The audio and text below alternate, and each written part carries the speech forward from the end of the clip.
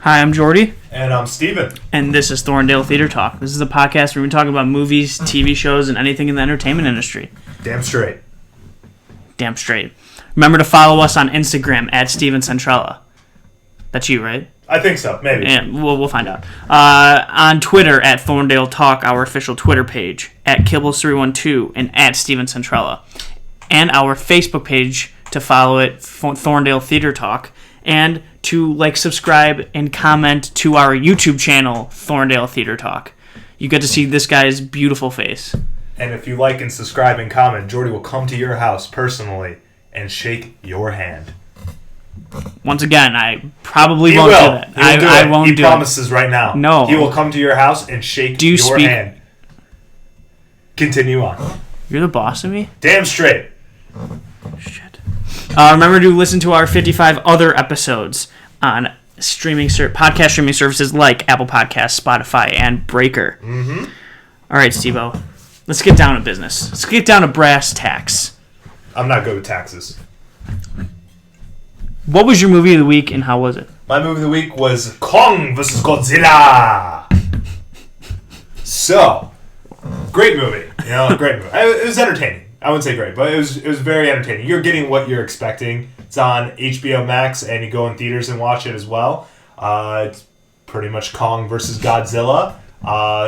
Little twist to the end. They actually team up to fight this weird robot that the humans were creating because they want to be, again, superior. Spoiler alert. Superior to the Titans. So, guess who wins round one of Godzilla versus King Kong? Because they fight each other. 2 rounds. Who do you think wins round one? You gonna spoil it? Hell no. You have to watch the movie and find out. But it was a solid movie. You got me. You got me on that one. Totally thought you were just gonna do it. Yep. Totally thought you were gonna ruin everything. So yeah, it's a solid movie. Again, part of them because the Godzilla movie with Millie Bobby Brown, and then the Kong movie that came out a couple years ago, the one I watched previously. So they kind of merge, but the timeline's a little different because the Kong movie that I watched a few weeks ago takes place in the 70s, and then this takes place in nowadays. So, and yeah, but it was still entertaining, very good. Definitely, if you're looking for something, to watch, an action adventure movie, you'll get your money's worth. Yeah, what I've seen online and stuff is that would you expect a good action movie, adventure movie that doesn't have too much plot or character development, and you know what you're getting yourself into, that this is a good movie. Yeah, so. It's entertaining. It's what you expected. So nice. Yeah. So that was my movie of the week. It was fun, entertaining. Cool. What's your movie of the week? What was your movie of the week? I'm sorry. Don't apologize. It's fine. What was your movie of the week? Don't apologize. My movie of the week was Pan's Labyrinth. Pan's Labyrinth. Oh, so that was what we thought was going to be a monster movie. No, yes. Not a monster movie. But it wasn't. It was not a monster movie. Oh, okay. Pan's Labyrinth is, first of all, really, really good, and I hope everyone watches it. It's on Netflix. It's Guillermo del Toro's. I think that was his first big that put him on the map. It came out in 2006.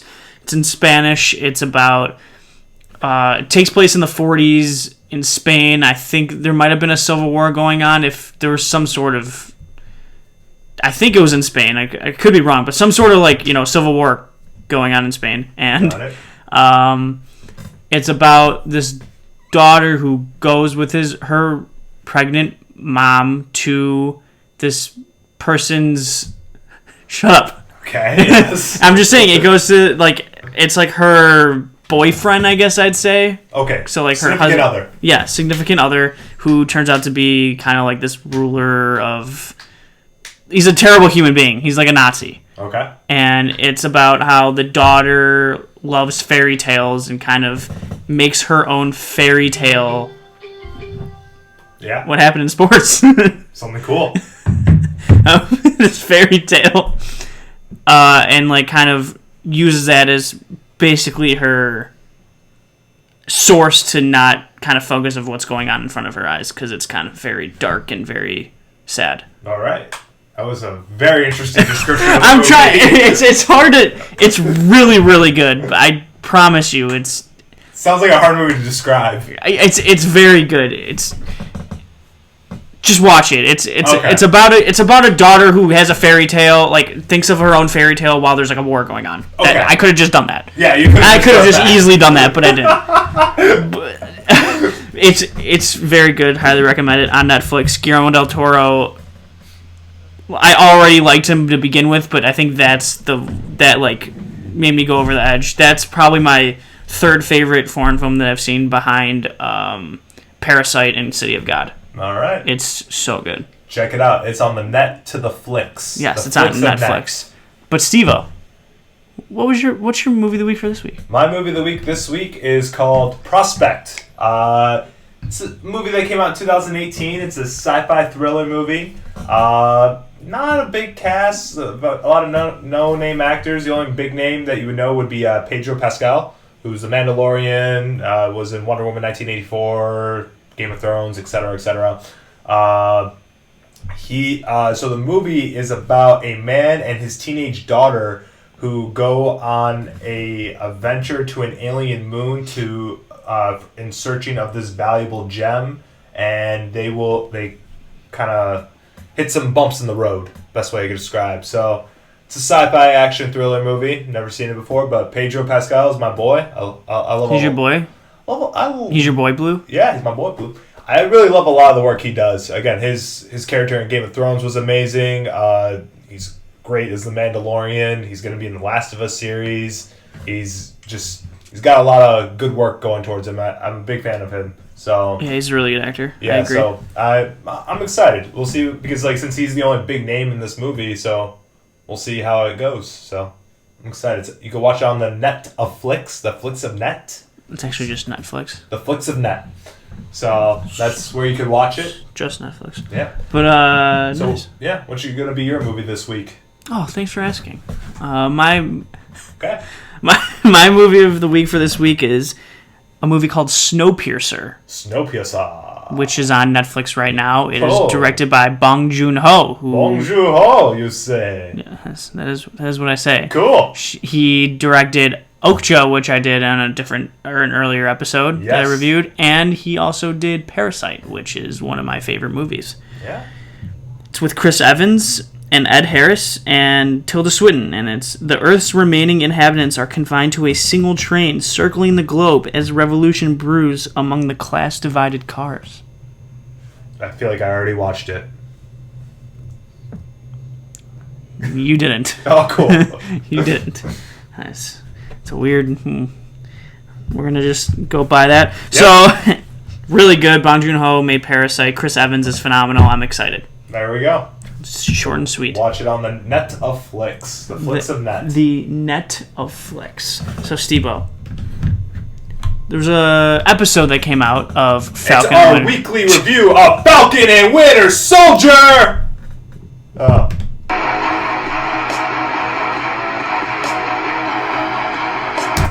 Perfect. All right. So let's get into our weekly review. We're going to give you a couple seconds because there will be some spoilers. 1 Mississippi, 2 Mississippi. You're done.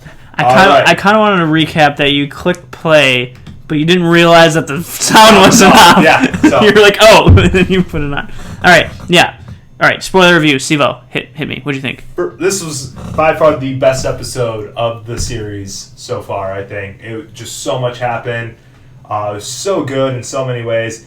The downfall with John Walker, the new Captain America, was great. I thought, it's something we all saw coming, but, it definitely was very good with it. The moment when he saw his buddy, Battlestar, get killed, just the way he lost it, and, I get it.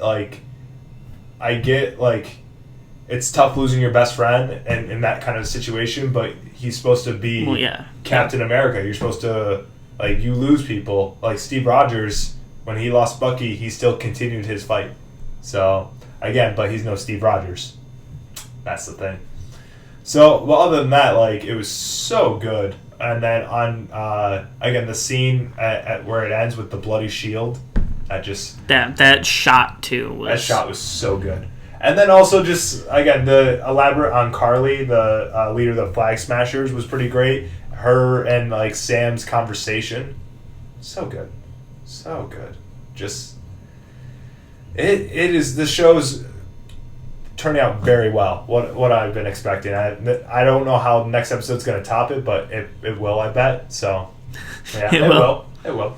What'd you think? I agree. This is probably the best episode. That whole ending shot of him, that bloody shield at the end was just so good, and everyone watching and being like, "Holy shit, this guy's fucking crazy."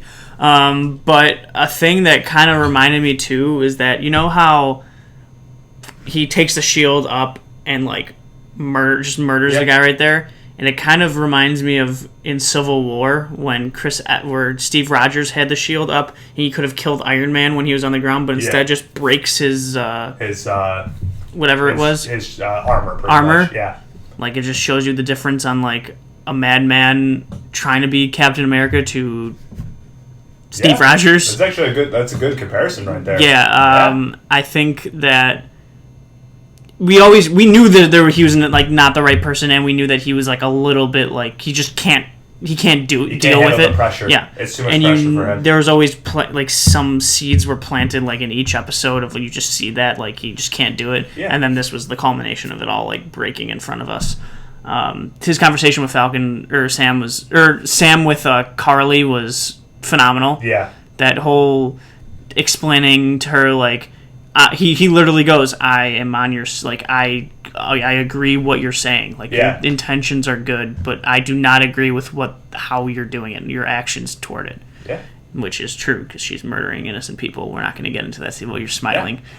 Yeah. Steve would prefer murdering innocent people. No, right? I'm just saying her cause is again. Is she doing the terrible way? Yeah, but again, at the same time, but you said her cause is a noble cause, and then she's feeding people that need to be fed. Like when she stole all the supplies and all the food. Yeah, that's what a nice person, murdering innocent people to do the right thing. But right? Let's say if she didn't murder the people and she stole all the rations, people would be like, "You're a thief.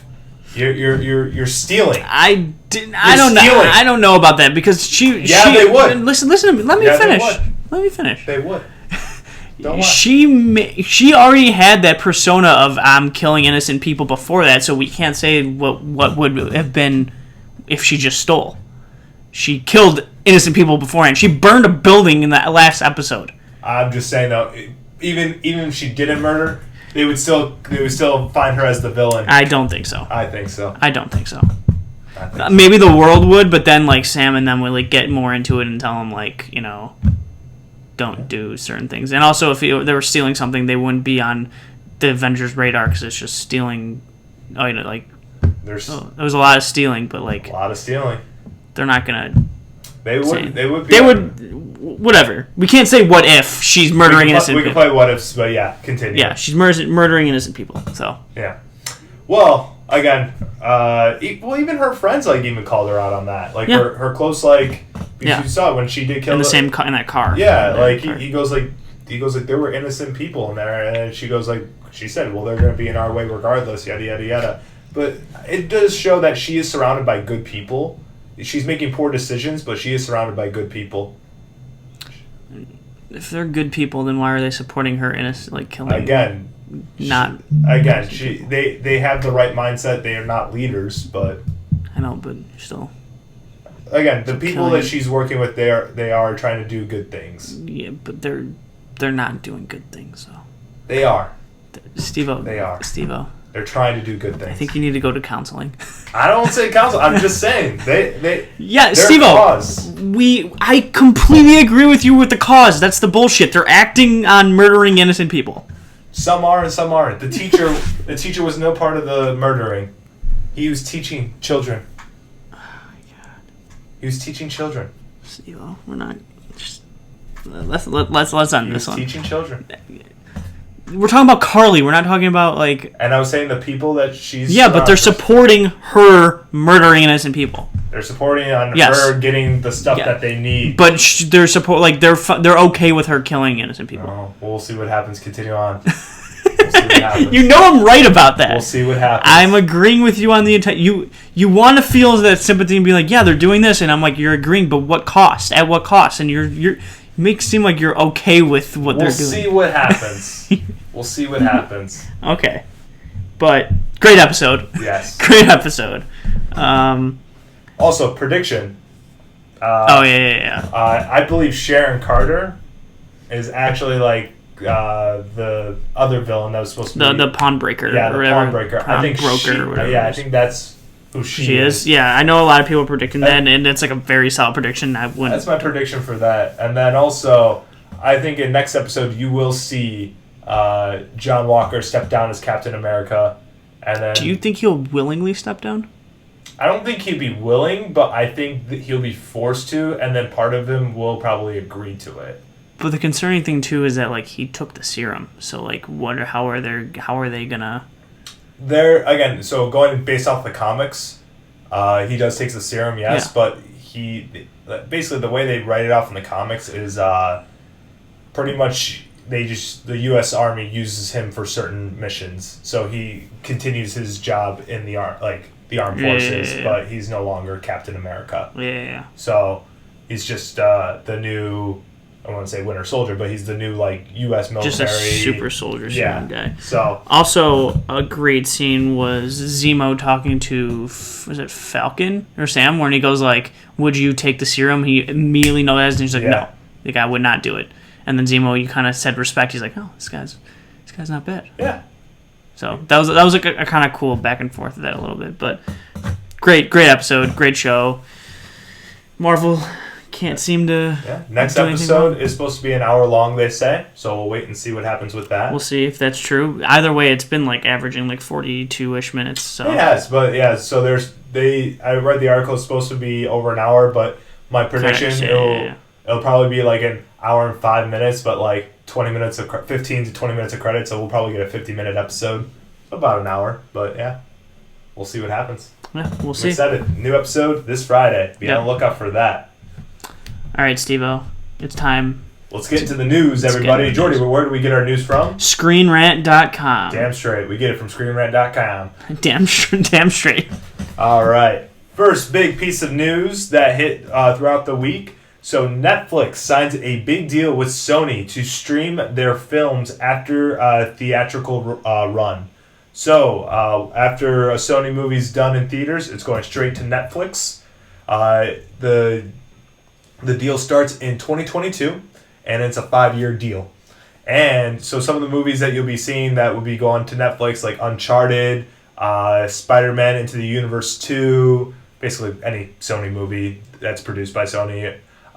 So yeah, this is a great deal. You know, again, they will still be going to theaters, but after the theaters, straight to Netflix. Yeah, I like this deal. It's good for Netflix and Sony. I mean, Netflix gets that.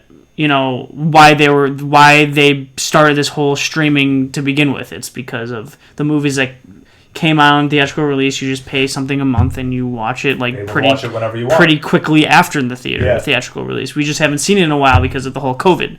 Yeah. But that's amazing. And Sony, I mean, you get a wide, just like easy for other people to watch your movies after it comes out of theaters. Yeah, and probably got a good cash from Netflix signing that offer. So, I mean, it's good on both sides, and I'm just excited to go back to movie theaters whenever that is.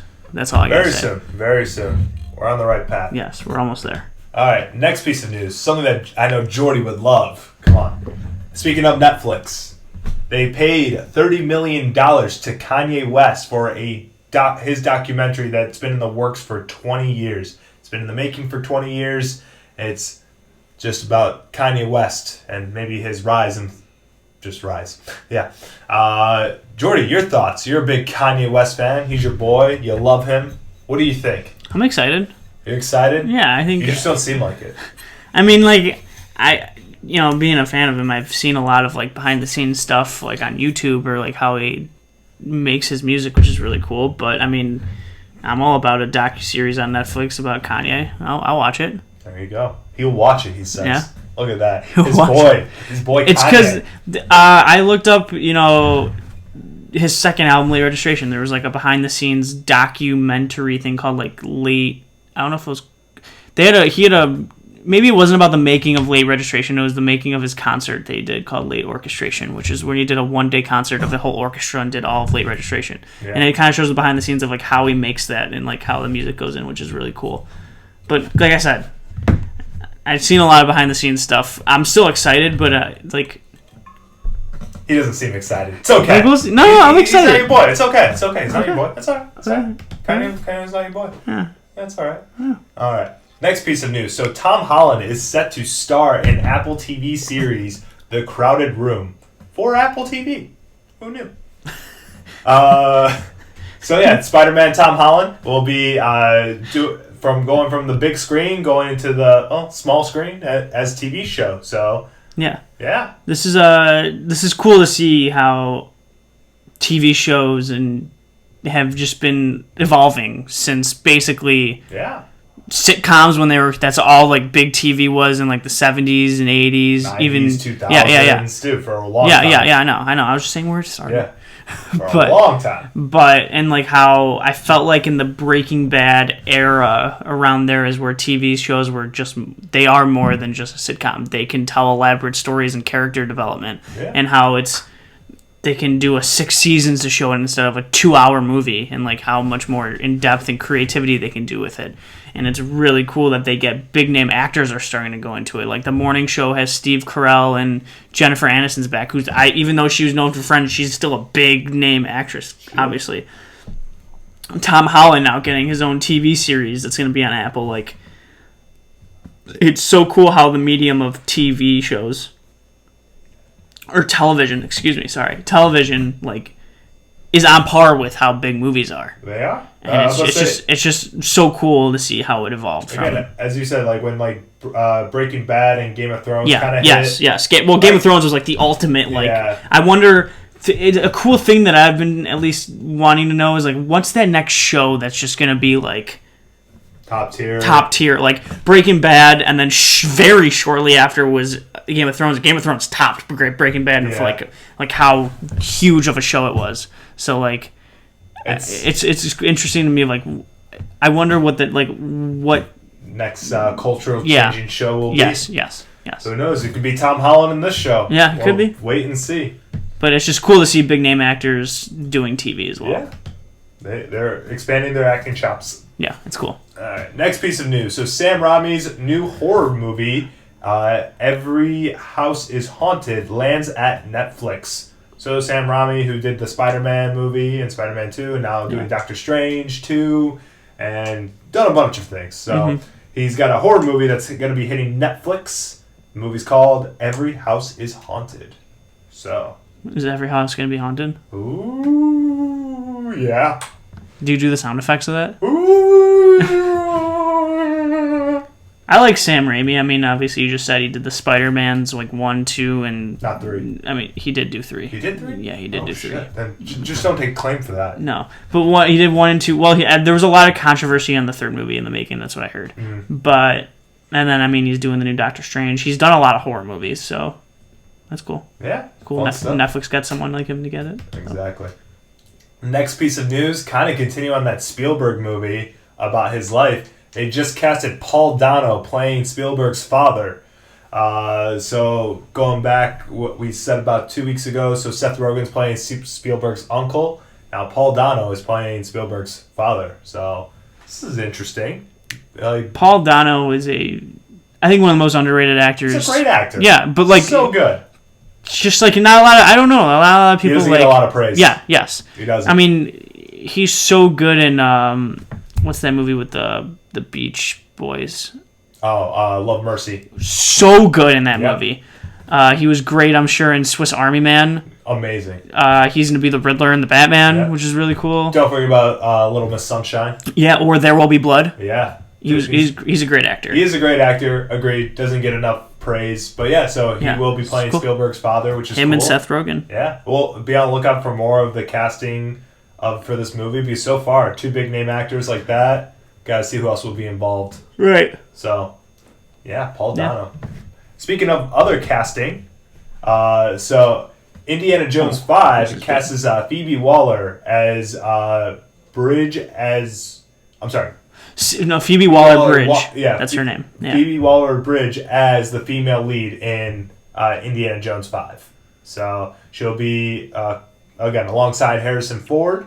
So we'll see what happens. Yeah, she's she's gotten a lot of like roles, and good for her. I mean, I think she's a big name actress who started that. I can't remember that show. Got a lot of praise. She's gonna be in the new. We talked about it in another episode with Donald Glover gonna do the Mrs. Smith. Yeah, she's been getting some. I forgot what that show is called. Son of a bitch. Well, so she will be alongside, like I said, Harrison Ford. This movie's still in the still working. Again, with all the COVID delays and everything like that. Spielberg, I don't think he'll be producing, but I don't think he will be directing because he directed the last one. And that was no, it's James Mangold. James Mangold, that's who's directing. Yeah, we had that whole thing. We did. I mean, he directed Logan. Logan's amazing. He did Ford vs Ferrari. Like, I'm glad they got James Mangold and not Steven Spielberg. Not saying Steven Spielberg couldn't do it. It's just like he did terrible on the last one. So way to accept it was take bad. A step back. Phoebe-Waller Bridge wrote Fleabag, which is supposedly really really good. Okay, there you go. And she did Killing Eve, which I heard is also good. But Fleabag is what got her like getting probably more roles in the stardom that she's getting. So good for her that she's gotten Indiana Jones 5. Yeah. Speaking of other castings, so Salma Hayek joins Ridley Scott's House of Gucci as Pina. How do you Pina? I can't even pronounce that name. I'm not even gonna do it either. Yeah, it's a long name, but yeah. So Salma Hayek joins Ridley Scott's movie House of Gucci, which Adam Driver's also involved in it. Trying to think. There's a lot. Yeah. Are you ready to hear this? Yep. Lady Gaga, Jared Leto, Al Pacino, Salma Hayek, Jeremy Irons, Adam Driver. That's it, but that's still a lot of people. It's a lot of people right there. Yeah, it's the story of how Patricia Reggiani, the ex-wife of Gucci, plotted to kill her husband, the grandson of renowned fashion designer Gucci. I don't know. All these names. It's hard, but. I mean, Ridley Scott's directing it. Hey, big name cast. So just be on the lookout for that. The House of Gucci. The House of Gucci. All right, next piece of news. So Creed 3 won't feature Rocky Balboa, says Sylvester Stallone. Sylvester Stallone says that while he's sure Creed 3 will get made, he will not be back as his iconic role as Rocky Balboa. So that brings some interesting ties into the whole Creed then. I don't know, I don't like that. You don't like it? A big part of who Creed is because of him. Yeah. Of how he got his career. And, I honestly thought that Sylvester Stallone as Rocky Balboa in the first Creed was phenomenal. Yeah. That was the best I've seen him since he's done, the classic Rockies. Right. And, Rocky helped, what's his name again? What's Creed's? Creed. Yeah, Adonis Creed become the boxer that he is now. Yeah. He not just trained him, but told him why you fight. Yeah. And so the fact that he won't be in a third Creed is a little upsetting unless they know what they're doing and they're creating it and how it should be. So I agree with you. It's not a good sign for the movie. But again, we'll see what happens. Yeah. Again, he says this now, but maybe he'll do a few scenes where probably he just doesn't want to be heavily involved. Yeah, which is fine. But maybe he'll end up compromising, maybe do a couple scenes, and we'll see what happens. Yeah, we'll see. All right. Next piece of news. So Jon Stewart, his new show, the title has been revealed as well as set for the fall of 2021. So Jon Stewart, who did The Daily Show for so long, is coming back to do his own show on Apple TV Plus, and will be starting this fall of 2021. So yeah, big news. Yeah, some big news. I don't have anything to add, to be honest. If you're a Jon Stewart fan, a Daily Show fan of his work, so he's coming back. Yeah, he's coming back. And then last piece of news. My Big Fat Greek Wedding 3 is officially in the works. So, yeah. That's just... You saw the second one? I did see the second one. So did I. I got nothing.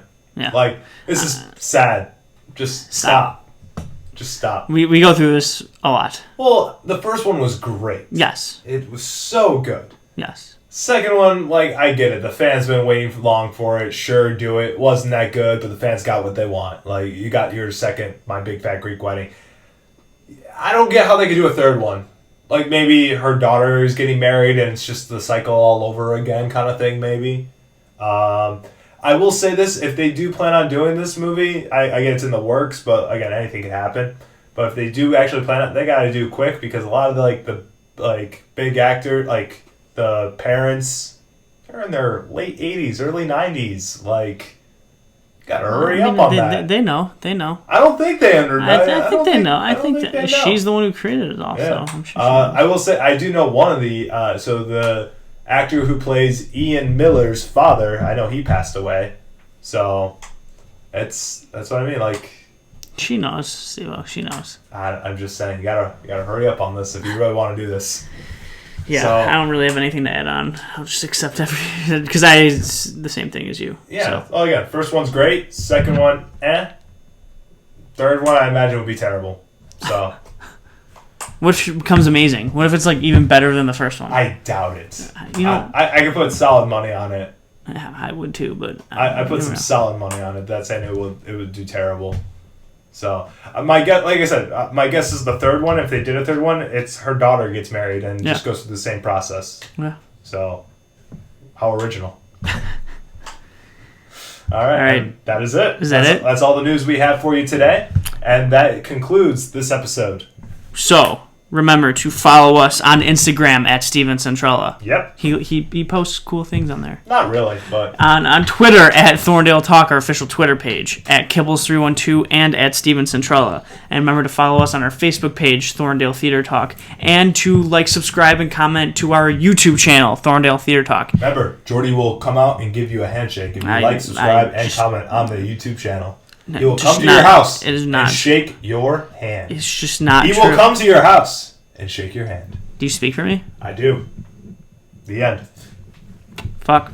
So remember to listen to us every Tuesday on podcast streaming services like Apple Podcasts, Breaker, and Spotify, or watch us on the YouTube channel every Tuesday when we come up with our videos. Mm-hmm. Yeah. You can see Steve-O talk about how he wants me to shake everyone's hand that likes and subscribes. It'll happen, I promise. Yeah. It'll happen. You just broke a promise. No, I didn't. You just promised a fan. I will drive you personally. You'll drive me to every place? I will drive you. Yeah, why not? Yeah, there we go. Yeah. All right. Well, we'll see you next week.